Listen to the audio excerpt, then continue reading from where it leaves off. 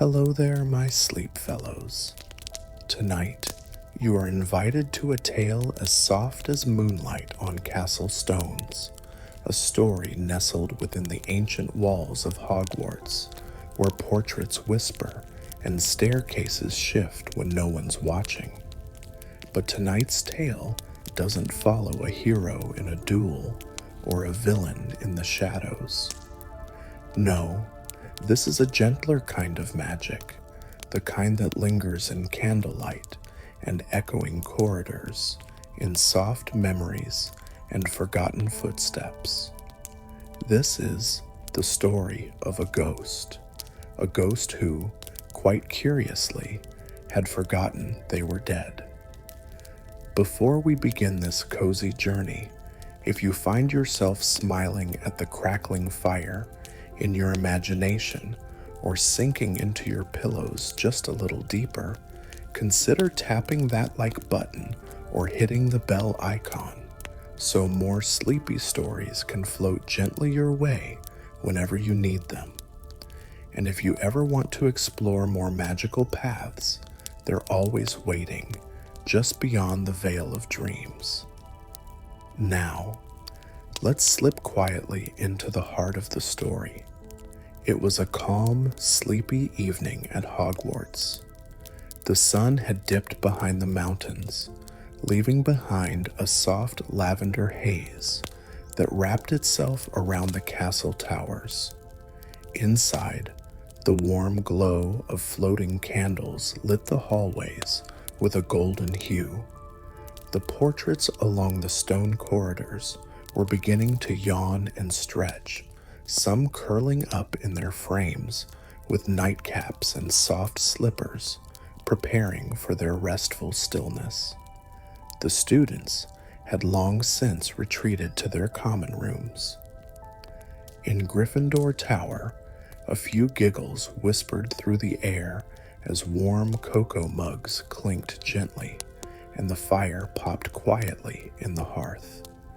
Down below in the dungeons, the Slytherin common room shimmered with green reflections from the lake outside its windows, its calm waters dancing softly on the dark stone walls. Ravenclaws nestled in their armchairs, books resting sleepily in laps. Even the Hufflepuff common room, near the kitchens and filled with the smell of honey and cinnamon, was quiet now, its residents winding down beneath cozy blankets. Everything was still, peaceful, magical, and yet, within this quiet, somewhere in the older, less visited parts of the castle, a door creaked ever so slightly. Dust floated lazily in the candlelight of an abandoned hallway. Somewhere beyond it, unseen by students or staff, the air carried the faintest whisper, like the echo of a name no one had spoken in a very long time. You see, not every story at Hogwarts is remembered. Some gently slip through time, resting between stone and silence, waiting patiently for someone to notice. And tonight, someone will, so curl up, sleep fellow, and let your thoughts drift toward that quiet corner of the castle. The story is waiting, and it begins with footsteps that make no sound, and a heart that still wonders who it once was. Shall we follow? There, in the soft hush of the east wing, where even the paintings seemed to whisper instead of speak, lived someone quite unlike anyone else in the castle, or rather, not lived exactly. Her name was Elira, a young witch once, many, many decades ago, though she did not remember the time when she had walked with living feet. Her presence lingered quietly, gently, and without the usual ghostly dramatics. She was not like the Grey Lady with her haunting grace, or Sir Nicholas with his cheerful charm. Elira was simply there, like a memory the castle had decided to keep. She wore a robe of pale lavender, slightly translucent, as if woven from moonlight and whispers. Her hair floated as if underwater, curls softly shifting with each unseen breeze. Elira did not glide through halls looking to startle or sigh dramatically near students. No, she preferred empty corridors, warm shafts of light from high windows, and the forgotten reading nooks tucked behind ancient suits of armor. The oddest thing about Elira, though, was that she didn't know she was a ghost. You see, she believed, with a soft certainty, that she was just very good at being quiet, that people couldn't see or hear her because she had become something of a background melody in the castle. A silent helper, a listener, she watched students with a gentle fondness, leaving their books open for them if they forgot, or humming lullabies near first years who cried quietly into pillows at night. If a candle blew out, Elira would drift by, and somehow, without understanding how, it would flicker back to life. She never questioned it. She just thought she was helpful. Sometimes, she'd sit by the window and murmur the names of stars as if they were old friends. Other times, she'd follow a trail of laughter and let it wrap around her like a blanket. She loved when students were happy. It gave her a warmth she couldn't quite explain. But there were clues if one looked closely. Her fingers never turned the pages she leaned over.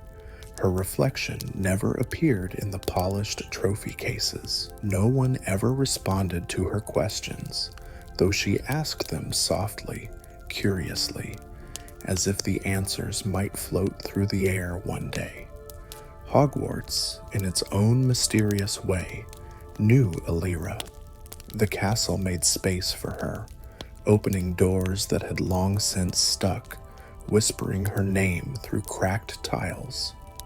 It didn't judge her forgetfulness. It simply waited, like a gentle friend with endless patience.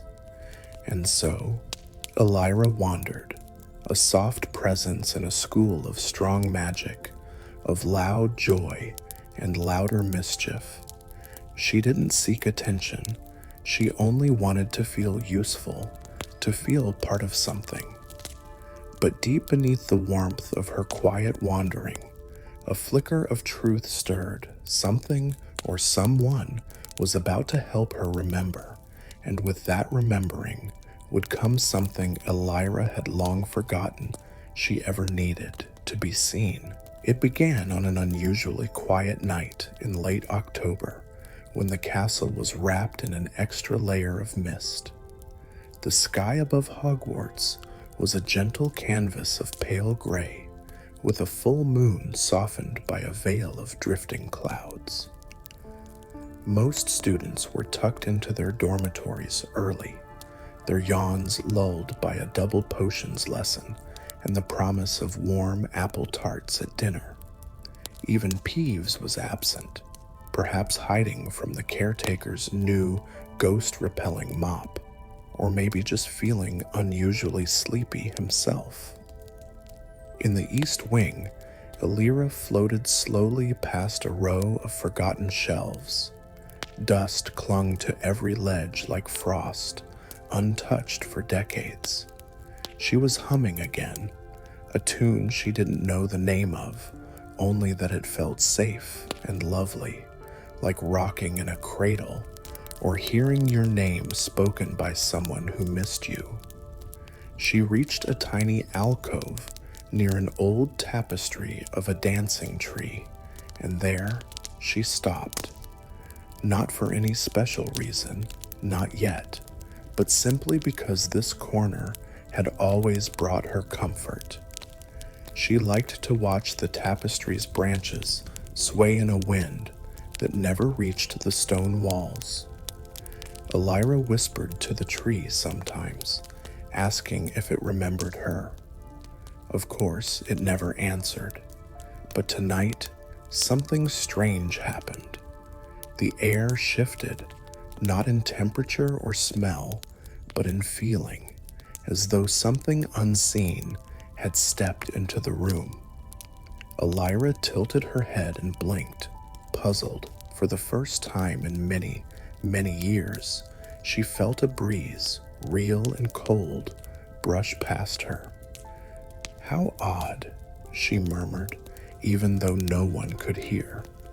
Then came the flicker, just above her, floating in the stale air of the corridor. A flame shimmered to life. Small, delicate, and impossibly bright. Not like a candle, and not like a lantern.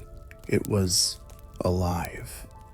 A little orb of soft blue fire, hovering gently, spinning slowly in place. Elira's eyes widened. She wasn't scared, not exactly, but she was curious in a way she hadn't felt in what must have been centuries. The flame pulsed once, as if breathing. Elira reached out her hand. Of course, she didn't expect to touch it. She never truly touched anything, but to her wonder, the flame drifted toward her palm, and then it landed. She gasped, not just in sound, but in feeling. For the first time since her death, though she did not yet know she was dead, Elira felt. The warmth soaked into her palm. Not hot, not painful, just warm. Like holding someone's hand, like hugging a memory. The flame pulsed again and suddenly darted forward, as if inviting her to follow. Elira floated after it, her curiosity blooming into something deeper. The flame weaved through the corridor, past suit of armor that tilted ever so slightly as she passed, down a winding stair that hadn't been used since Professor Dippett's time. The flame cast soft light on everything, not bright enough to be seen from afar, but just enough for her to follow. She passed portraits that stirred in their sleep. One of a wizard in emerald robes muttered something about unauthorized magic, but quickly sank back into snoring. A ghost dog, perhaps the long-lost pet of a headmaster, briefly appeared and padded after her, tail wagging, before fading again into the stones. The flame led her to a door. A wooden one, small, unremarkable, with a faded brass handle and a little sign that simply read, "Storage B." Elira had passed it hundreds of times, never curious enough to enter. It had always felt like a place with no story. But now, the door creaked open. She stepped inside. The room was filled with old trunks and rolled-up banners, spare cauldrons, and forgotten house elf uniforms. But at its center, resting on an antique pedestal of polished stone, was a mirror. Not just any mirror, it was thin and tall, arched like a cathedral window, framed in silver ivy that shimmered in the blue fire's glow. Elira drifted closer, and the moment she looked in, the world around her seemed to hush. Even the castle itself felt like it had paused, as if holding its breath. Because in the mirror, she saw herself, and not as she normally saw, a faint shimmer in glass, like steam or light on water. No, this reflection was real, solid, whole. Her cheeks were rosy. Her eyes, a soft violet, blinked. Her curls fell around her shoulders like spun shadow. Her feet touched the ground. She looked alive. Elira's mouth parted slightly, A whisper caught on the edge of breath. She took a step, confused, but her reflection did not mimic the motion. Instead, it stayed still, and then it moved forward, not in the mirror, out of it. The air crackled, the blue flame pulsed brighter, and then extinguished completely. The reflection stepped onto the stone floor, not entirely real, but not entirely ghost. It shimmered like morning mist clinging to a figure, and it spoke. "You've forgotten," it said gently. Elira froze. "What?" "You've forgotten who you are. You've been waiting so long, drifting, helping, hoping someone might see you, but you've never looked at yourself." I don't understand," Elira whispered, fear fluttering in her chest for the first time in years. The reflection smiled. "You were kind. You always have been. You died on a night much like this, long ago. A fall from the astronomy tower. An accident. No one knew. You became part of the castle just as you wished. But you didn't know how. You only knew you couldn't leave." Elira took another step back. Her memories. They had always been soft and foggy. But now, threads began to form. Flashes. A fall. Stars. A wish whispered in fear. "I don't want to leave Hogwarts." Tears welled in her eyes, though they shouldn't have. Ghosts didn't cry. "But I've been happy, haven't I?" "Yes," said the reflection, "but you've also been forgotten, even by yourself." "Then why now? Why show me?" The reflection turned its gaze toward the doorway. "Because someone else is about to see you." Elira blinked. Footsteps echoed in the corridor. A young first year, lost, sleepy-eyed and clutching a blanket, peered into the room and saw Elira, not through, not past her, at her, wide eyes, small gasp, frozen breath. The girl spoke in a whisper. You're the lady from my dream." Elira turned slowly. She looked down at herself, and for the first time, she believed it. She was a ghost. But maybe that wasn't the end of her story. Maybe it was the beginning. The girl's name was Maribel, and she wasn't supposed to be awake. She had wandered out of her bed in the Hufflepuff dormitory after waking from a dream that was so vivid it felt more like a memory than fantasy. In the dream, she had followed a trail of blue fire that led her through forgotten hallways and winding stairs, finally stopping at a mirror that shimmered like moonlight on water. A lady had been there. A girl, really, gentle and kind, with violet eyes full of longing. She had spoken without words, reaching out not with hands, but with the quiet ache of being unseen for too long. So Maribel had slipped out of bed, tugged her blanket around her shoulders like a cloak, and padded softly through the corridors in her slippers. The castle didn't scold her. The portraits didn't shout. Even the suits of armor held still. It was as if Hogwarts itself wanted her to go.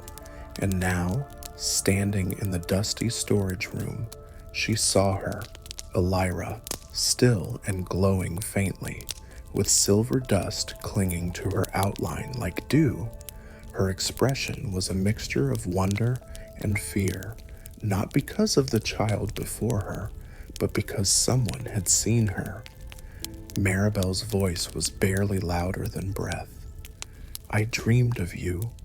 Elira floated closer, uncertain. "You dreamed of me?" Maribel nodded. You were waiting for someone to see you, and I think maybe I was waiting too. Elira tilted her head. But how could you dream of me? The blue flame from before sparked to life again, spinning above Maribel's head like a sleepy will-o'-the-wisp. It danced, dipped, and flared before shooting softly into the mirror again, where it vanished. A quiet hum filled the air, low, magical, ancient. The mirror shimmered once more, not with reflection, but with memory. And then the second twist began. The mirror didn't show their faces. It showed a story. Maribel gasped. Images flowed across the glass as if painted by candlelight. A younger Elira, alive, smiling, sitting on the astronomy tower wall with a parchment full of stargazing charts. Then came the wind, the slip, the desperate grab, the fall, and the wish. I don't want to leave Hogwarts. The mirror trembled, and so did Elira. She saw it all, not just the moment of death, but the strange in between. How her spirit had floated up into the rafters, unsure and unseen. How she had wandered for decades without ever realizing she was gone. And then came the next image. A boy, also small, also lost, from long ago, perhaps 50 years past. He had been crying in the hallway, clutching a broken wand, and Elira, a ghost, though she didn't know it, had sat beside him. She had calmed him with a song. A lullaby she didn't remember learning. The boy had stopped crying, smiled, and whispered, "Thank you, ghost lady." Then he had run off to class, the fear in his heart soothed. Elira blinked. I helped him? Maribel nodded. You've helped a lot of people. I think maybe that's what you were supposed to do. More scenes followed, gentle and fleeting. A sixth year too nervous to go to their OWLs sat in this very storage room and found Elira humming, which somehow calmed the nerves. A young Ravenclaw who had lost a pet owl wandered crying until Elira's quiet tune led her straight to the owl perched atop the windowsill. She had become part of the castle, a whisper of comfort, a ghost who never meant to scare anyone. And that's when the mirror changed again. This time, it didn't show the past. It showed something new, Maribel, walking into the great hall, years older, confident, kind, and Elira still beside her. The reflection shimmered and faded. The flame winked out. Elira looked to the small girl. Is this real? I think it's what could be, said Maribel, and then the mirror cracked, not violently, not like breaking glass, but with a sound like ice gently shifting underfoot. A thin vein of silver light split from top to bottom, and from that crack came a note, just one, a sound, a tone that filled the room like a bell heard through water. Elira gasped. That song! It was the same tune she had always hummed, the melody that lived inside her heart without ever knowing where it came from. Now the mirror was singing it back to her, and for the first time, she remembered where it came from. A woman's voice, soft and warm. Her mother, the song she sang when tucking Elira into bed, long ago, before Elira even came to Hogwarts. Elira closed her eyes. The tears came again, not of sorrow, but of peace. The mirror glowed, then dimmed. The song faded, but something had changed. Maribel gently walked toward Elira. I think this place was waiting for you to remember. Elira nodded slowly, and maybe it was waiting for you to help me do it. They stepped from the room together, ghost and girl, and the corridor felt different, warmer, lighter. A few torches along the wall flickered to life, though no one touched them. The castle had noticed. As they moved back toward the main hall, Elira's glow no longer flickered faintly. It shimmered, soft and clear. She wasn't fading, she was present. And that's when Peeves appeared, floating upside down, a sock tied around his head like a bonnet. "Well, I'll be a banshee's tickle," he squeaked. "It's the quiet one," Elira blinked. You, know me?" Peeves grinned. "Course I do. Elira of the East Wing, Lady of the Lullaby. You've been humming that tune since before Dumbledore had gray in his beard. But I thought no one ever noticed me." "Oh, we noticed, love, but you were gentle," Peeves said, surprisingly calm. "And most folk don't listen to gentle things until they're needed, just like songs or dreams." And then he was somersaulted through the ceiling, leaving behind the faint sound of a kazoo. Elira laughed, a real, honest laugh. Her voice rang softly, and a few candles flickered in response. The castle liked her laugh. They reached the Hufflepuff corridor, and Maribel turned to her. "Will I see you again?" Elira nodded. "I think you'll see me more now." And from the corner of the hallway, nearly headless Nick drifted in with his usual flourish. "I say, did someone wake the old East Wing?" he asked with a smile. "We were just speaking of you at the Ghost Council." "Council?" Elira asked. Nick chuckled. "Of course. You're one of us now, Elira. Properly so. No more drifting alone." Elira glanced at Maribel. "I wasn't really alone." Nick bowed toward the girl. "Then she has done you great service. Few students earn the favor of Hogwarts herself." Elira stood taller, her form glowing ever so gently, and as Maribel walked back to her common room, sleep tugging gently at her eyes, she heard a lullaby drift down the hallway behind her. The same one from her dream, only now it wasn't sad. It was full of peace and promise. Maribel couldn't stop thinking about the mirror. The next day passed in a foggy hush, as if the castle itself was thinking too. Classes went on as usual, of course. Professor Sprout had everyone tending to whispering vines that curled around their fingers like sleepy cats, and in Charms class, the students practiced casting Feather Tongue, a spell that made their voices as light as birdsong. But Maribel's mind wandered, drifting back to that dusty room where the mirror hummed with old memories, and Elira's face reflected more than just a ghost's glow. Even the great hall seemed quieter that evening.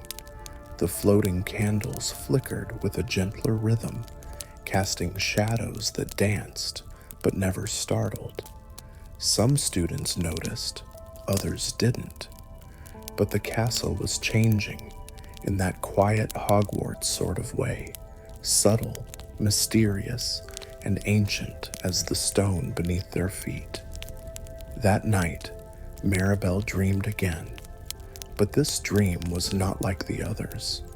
She stood alone in the same corridor, only now it was dimmer, fog curling at her feet like spilled ink.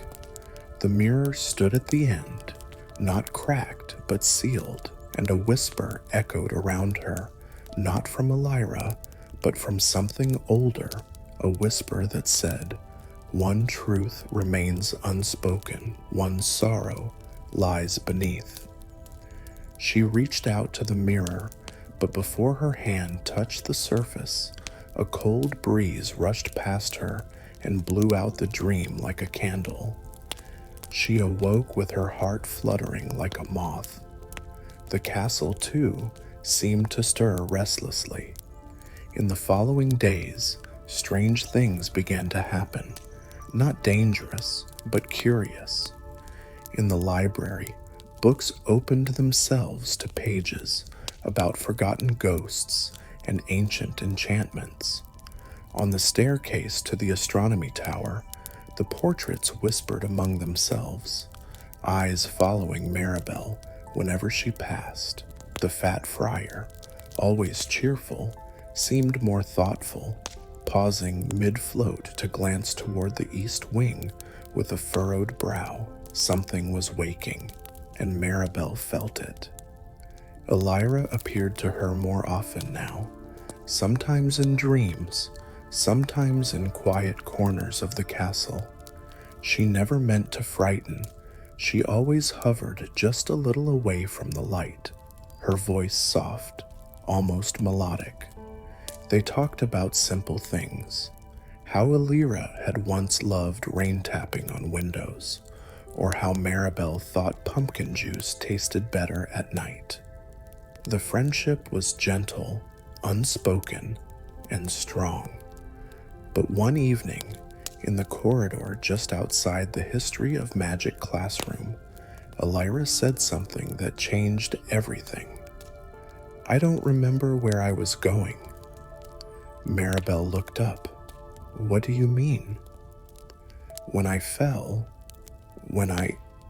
Elira hesitated, a flicker in her glow. "I didn't feel afraid. I just knew I wasn't ready to leave. But there was something I had to do, something I forgot. And now I think the castle wants me to remember." Maribel's heart tightened. What if it's something sad? Elira smiled faintly. Then maybe I need to feel it, to let it go. And just then, a scroll floated down from the rafters. Not dropped, delivered. It unrolled in midair, landing gently in Maribel's hands. The parchment was aged, its corners curled like sleepy fingers.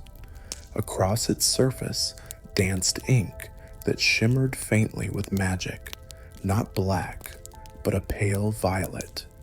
It was a list of students from long, long ago, and at the bottom, written in the same shimmering ink, Elira Selwyn attended 1862-1869, status unknown. "Unknown?"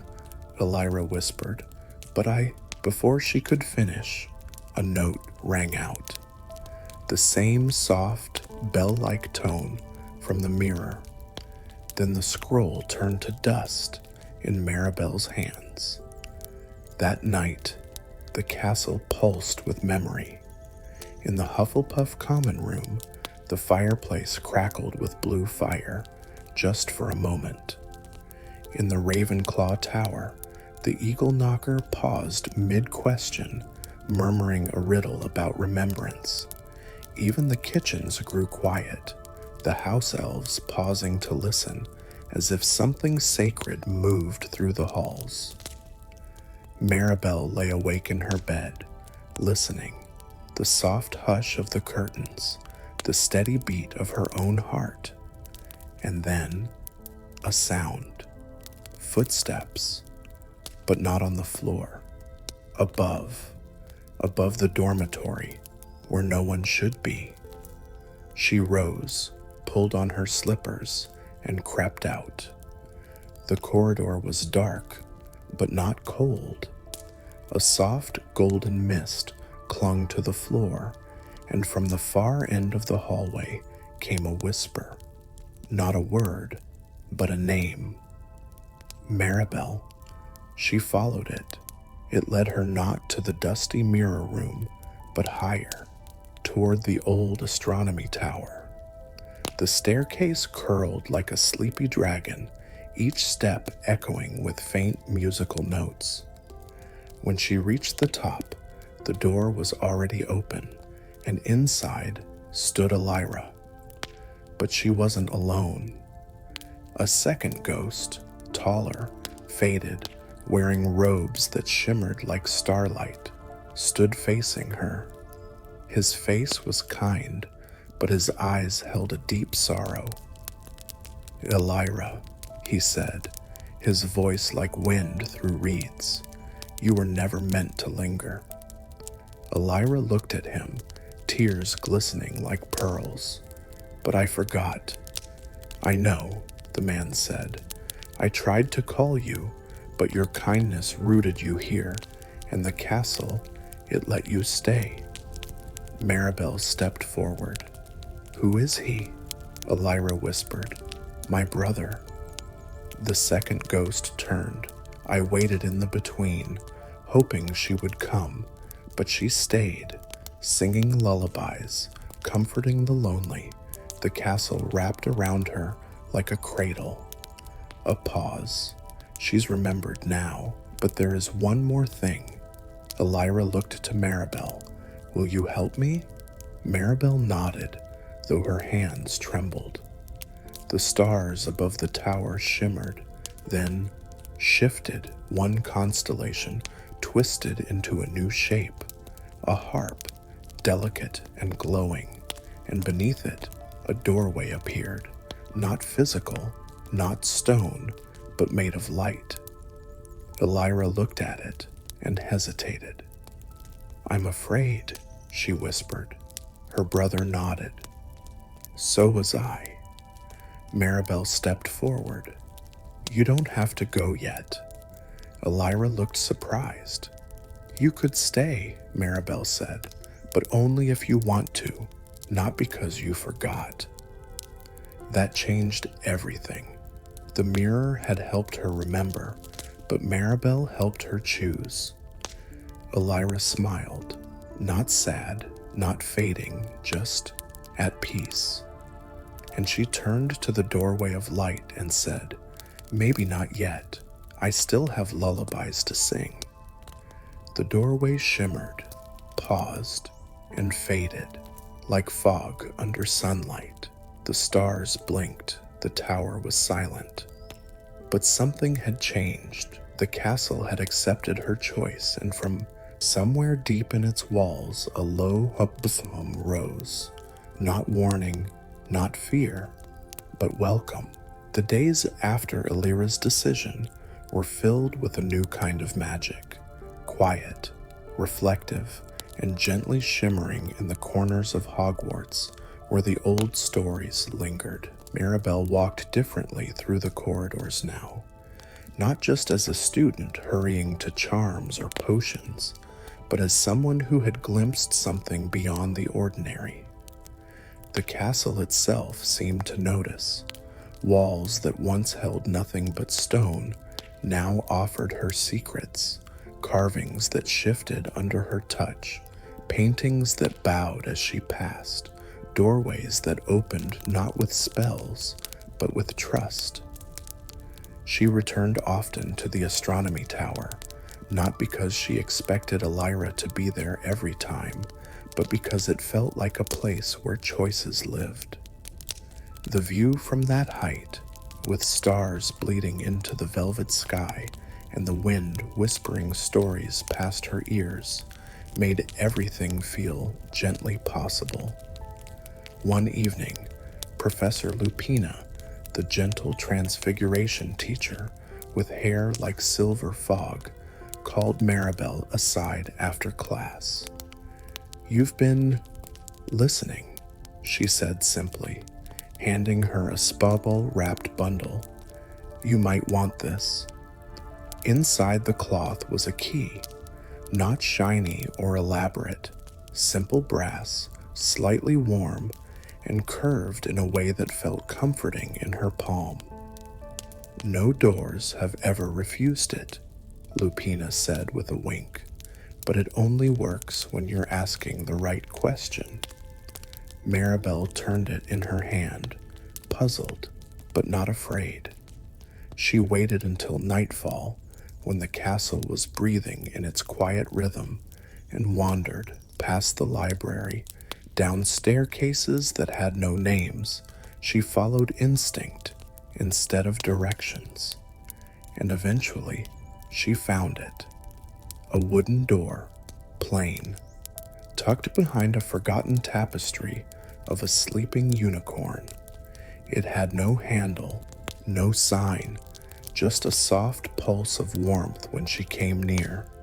She pressed the key to the wood, not even in a lock, just against it, and the door sighed open. Inside was a room unlike any she'd ever seen. Books floated in still air, their pages fluttering like wings. Stars shimmered along the ceiling, but they weren't painted. They moved. In the center, a circle of chairs, all empty, but one. And sitting there, her glow gentle as candlelight, was Elira. She looked up and smiled. "You found the listening room." "What is it?" Maribel whispered, breath caught in wonder. "It listens," Elira said, "to wishes, to regrets, to questions. Some ghosts use it when they forget. Some students use it when they need to understand." Maribel stepped inside. "Can it answer me?" Elira nodded, "But only if you ask something true." Maribel sat. She didn't speak right away. The silence was kind, not waiting, not pressuring, just holding space. Finally, she asked, "Why me?" Elira tilted her head. "Because you didn't look away." "I was afraid," Maribel admitted. "So was I," Elira said, "but you stayed."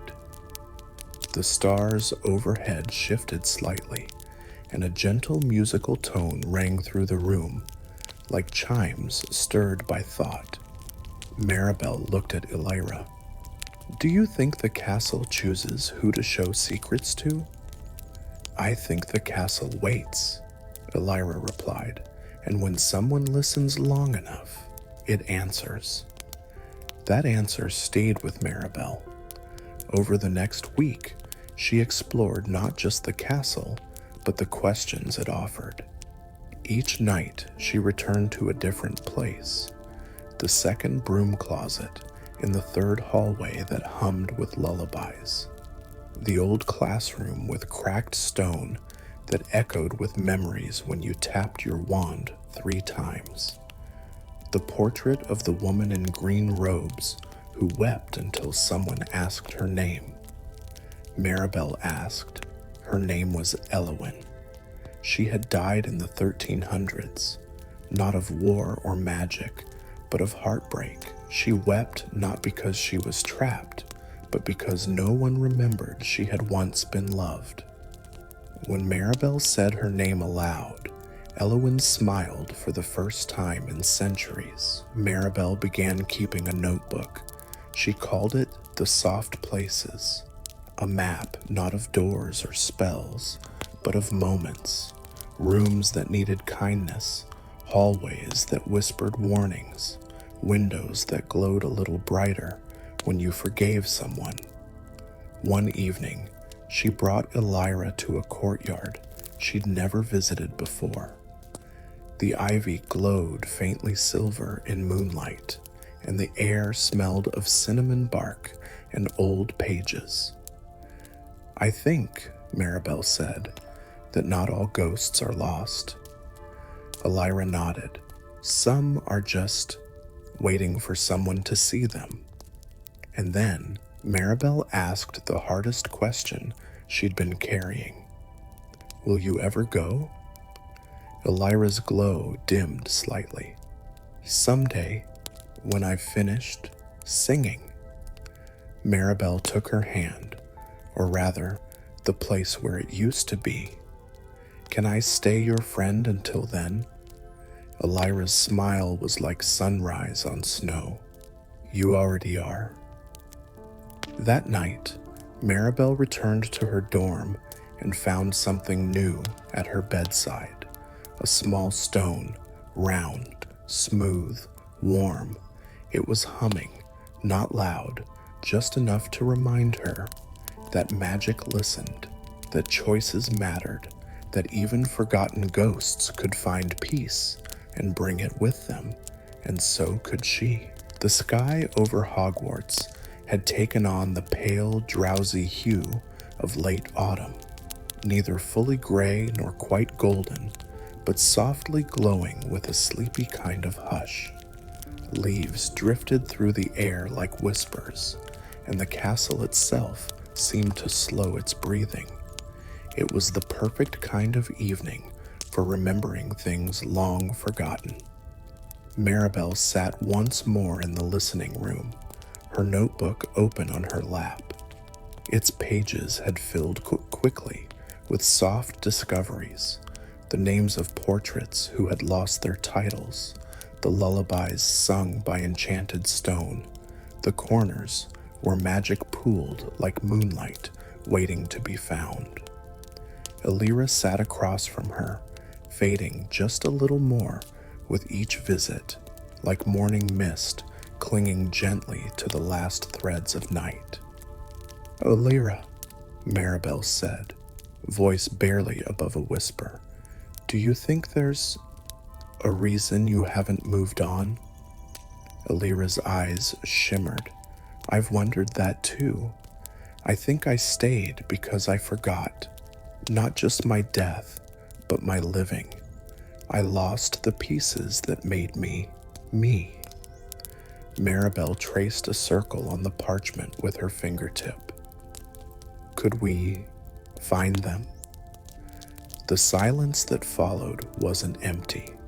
It was full of possibility. That night, they started retracing the soft paths of memory. They returned to the corridor near the old kitchens where Elira had first felt warmth. She hummed quietly, touching the ancient stone as though it could hum back.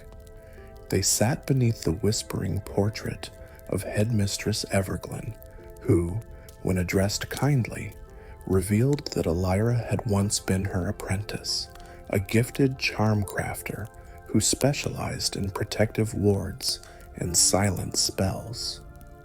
She used to charm the staircases not to squeak during exams, Everglyn said with a fond, watery laugh.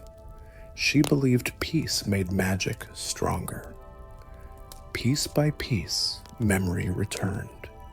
They discovered a window in the north tower that opened only for Elira's touch, and beyond it, the stars spelled out the lullaby her mother used to sing.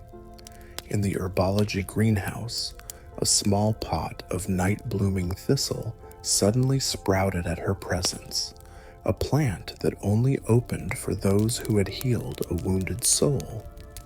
But it was in the very oldest section of the library, a place Maribel had never ventured, where everything finally unfolded.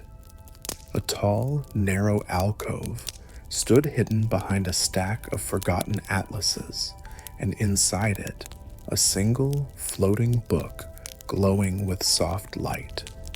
Not enchanted in the way most books were. No, this one pulsed like a heartbeat. Elira stared at it, unmoving. "I know this," she breathed. The cover was simple, faded lavender leather, stitched edges, no title. Her fingers passed through it, at first. But Maribel stepped closer, took a deep breath, and whispered, "Together," and placed her hand just beneath Elira's. The moment they touched it, one living hand, one lingering spirit, the book opened on its own. Inside, a spell, a single one, Memoria Vitalis, a charm designed to preserve the truest memory of a person, their essence, their purpose. Elira blinked. "I wrote this." Maribel stared. "You wrote a spell that captured your soul?" No, Elira said slowly. Not to trap it, to remember it, in case I ever lost myself, in case magic ever unraveled and I was left behind. Her voice cracked the first time Maribel had heard that. I thought I'd died in vain, that I'd been forgotten, that nothing I left behind had mattered. But you mattered to the castle, Maribel said gently. And now, to me. The spell on the page began to glow, rising in soft curls of script into the air, wrapping around Elira like a shawl of golden light. She didn't move, just breathed in the glow, or something like it. I remember now, Elira whispered. I stayed not because I was afraid. I stayed because I wanted someone to remember, not the tragedy, not the end, but the good I tried to do, the warmth I tried to give. And in that moment, the room began to hum, a low, gentle resonance, as though Hogwarts itself had sighed in relief. The air warmed, dust shimmered, the book closed softly, sealing its pages with light. Elira turned to Maribel. You gave me that. Maribel shook her head. You found yourself. Elira stepped forward, and for the first time, her form didn't flicker. It shone, calm and radiant. I think, she said quietly, it's time. A long, peaceful pause followed. Maribel didn't cry, not because she wasn't sad, but because something in the air made tears feel unnecessary.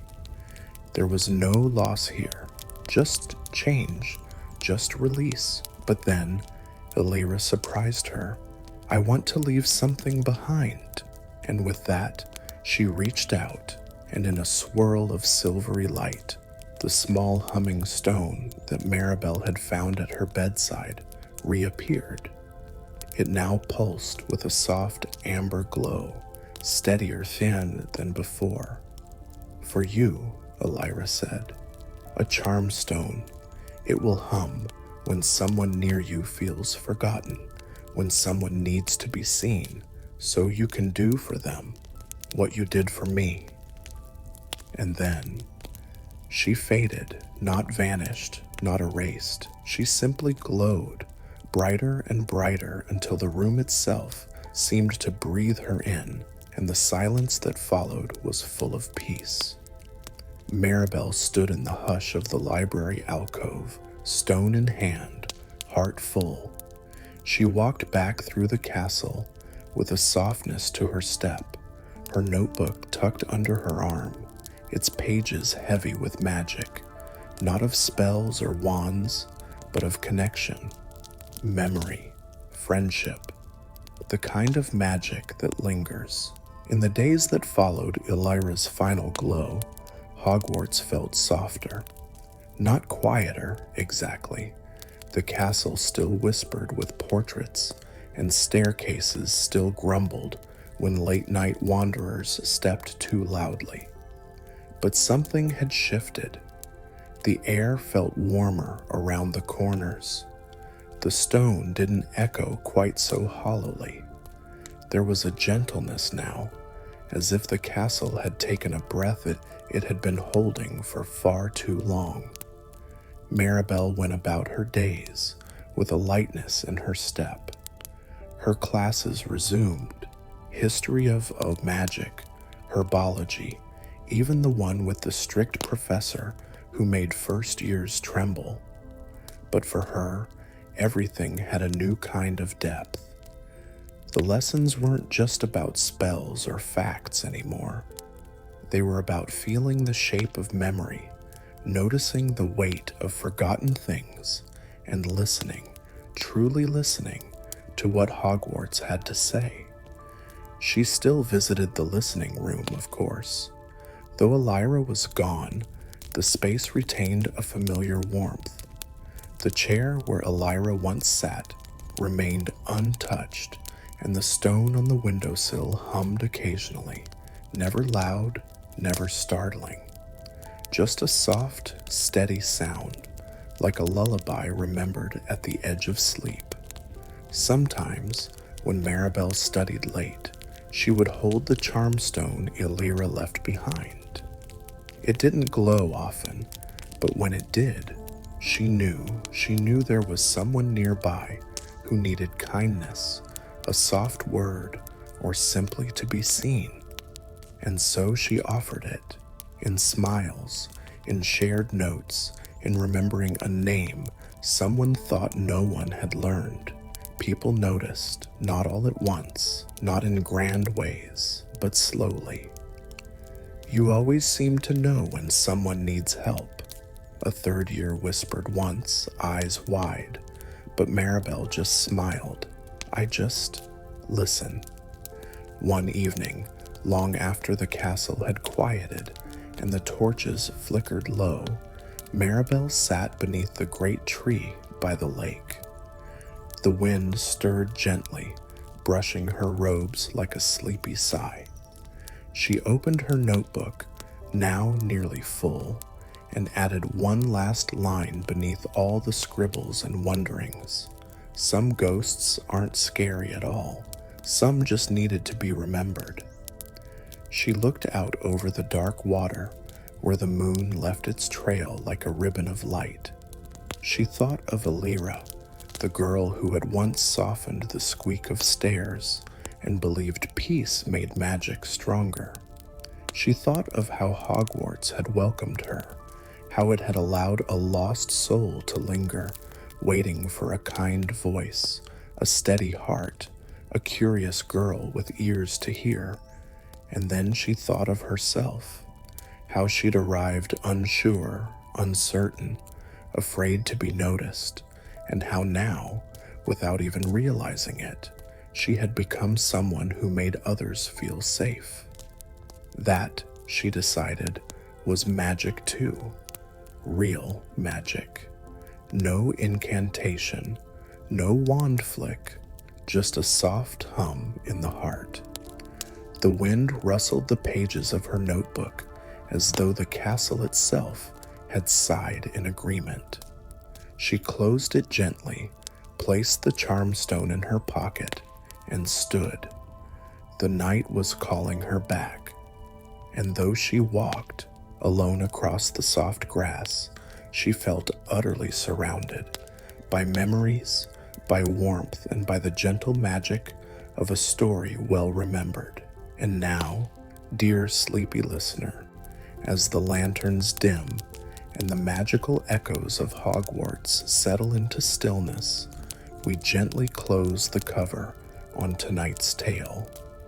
Somewhere, in a quiet corridor of that ancient castle, a forgotten charm stone still rests on a windowsill, humming ever so softly, like the slow rhythm of a dreamer's breath.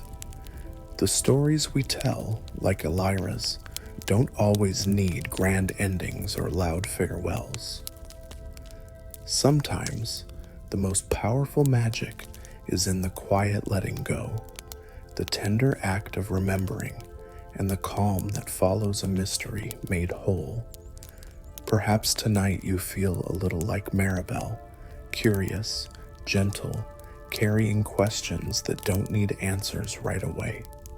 Or maybe, like Elira, you've been waiting for someone to see you, to understand your quiet voice beneath the noise of the world. If so, know this. Even in the stillest hours, even in the hush between dreams, your story is never lost. It hums gently too, waiting, glowing, whispering its shape in the quiet. So breathe slowly now.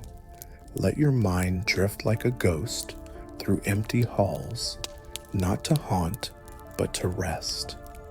Let the warmth of Hogwarts wrap around you like a soft cloak, each thread woven with kindness, old magic, and the comfort of being seen. You are safe here. You are remembered, and in this magical hush, where stone remembers footsteps and windows hold forgotten songs, you found a place to pause, just long enough to fall gently into sleep. Good night, sweet dreamer. The magic will wait for you when you wake.